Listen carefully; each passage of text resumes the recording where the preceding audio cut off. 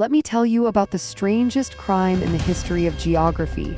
A crime where the evidence is a village that doesn't exist, a street nobody has ever walked down, and a mountain that was never there.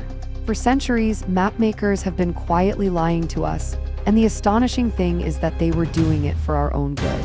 Well, mostly for their own good, if we're being honest, but the lies were harmless, clever, and occasionally so convincing that reality eventually caught up and made them true. This is the story of trap streets, paper towns, and the invisible booby traps hidden inside almost every map you have ever used.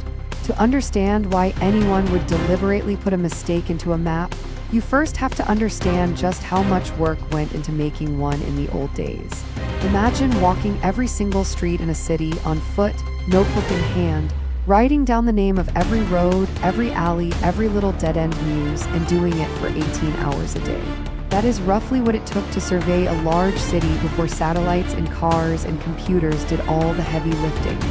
It was brutal, expensive, painstaking labor, and a finished map represented thousands of hours of somebody's life. So you can imagine how it felt when a rival publisher simply photographed your masterpiece, slapped a new title on the cover, and started selling it as their own. All of your walking, all of your aching feet, all of your careful measurements, stolen in an afternoon by someone who never left their office. The problem is that a map is a map. Two accurate maps of the same city should look almost identical because they are both describing the same reality. So if you accused a rival of copying you, they could simply shrug and say, well, the streets are where the streets are, we both just drew what's there. How could you ever prove theft when the truth itself is the same for everyone? And this is where mapmakers came up with something genuinely brilliant. If you can't hide the truth, hide a lie inside it. A tiny, deliberate, harmless lie that only you know about. A secret signature woven into the geography itself. These secret signatures are called trap streets, and they are exactly what they sound like. A cartographer takes a road and makes it a little more curved than it really is. Or they misspell a street name by a single letter, turning a brook into a book. Or they add a gentle kink to a lane that in reality runs perfectly straight.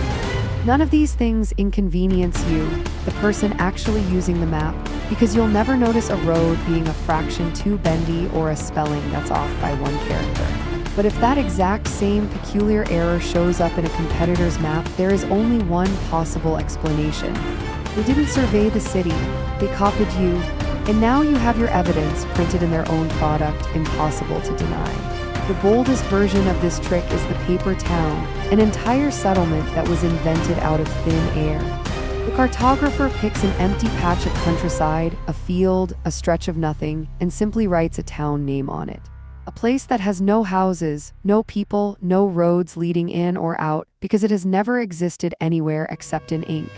If a rival's map shows that same phantom town sitting in the same empty field, the game is over. You cannot accidentally invent the same fake place twice. It is the perfect fingerprint, and history is full of these little ghosts. There was once an official county map in Colorado that quietly included a mountain that wasn't real, with a name apparently plucked at random by the man who drew it. It sat there for years, a peak that no climber could ever reach, silently waiting to catch a thief. But the most famous phantom of them all is a place called Aglow, and its story is so perfect it almost feels made up, which is fitting because it was.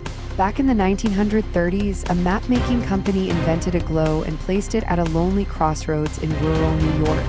The name itself was a scrambled puzzle, a private joke assembled from the initials of the people who created it.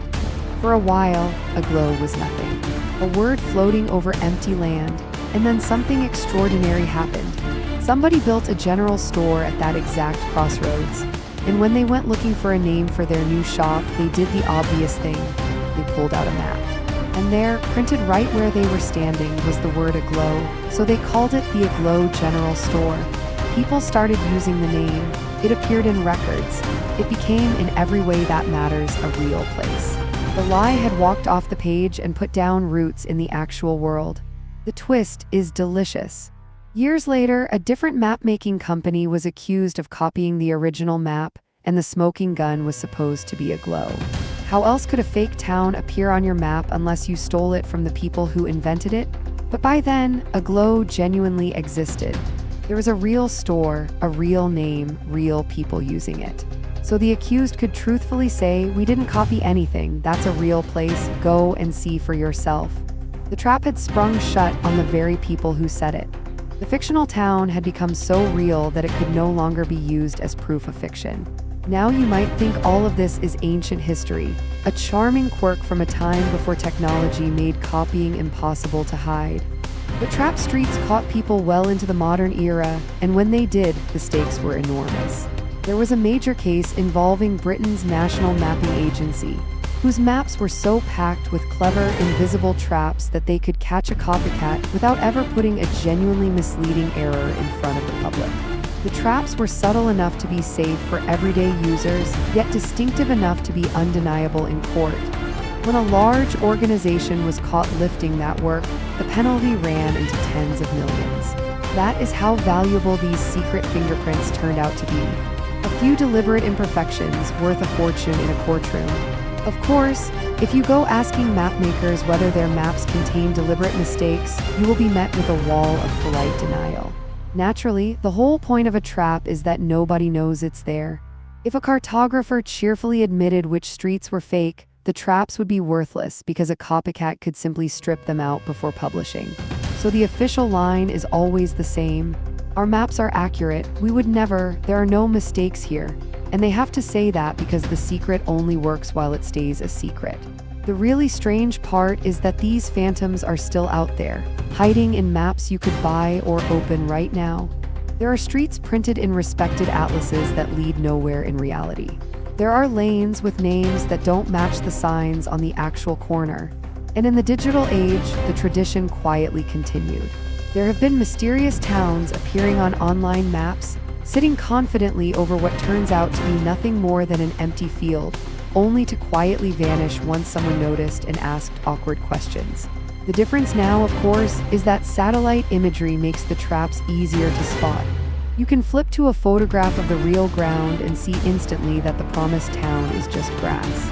And once anyone can see the truth from above, anyone can copy the truth, and the old game starts to lose its power. But I love that the tradition ever existed at all. It means that for centuries, tucked into the corners of the most authoritative, trusted, official documents we have, the ones we rely on to tell us exactly where we are, there have been tiny, deliberate fictions. Little jokes, secret traps. Invented villages waiting patiently for a thief to blunder into them. A map is supposed to be the ultimate statement of fact, a mirror held up to the world. And yet hidden inside that mirror, again and again, someone chose to draw a lie so small and so clever that it protected the truth around it. So the next time you unfold a map or zoom in on a screen, remember that not everything on it may be real.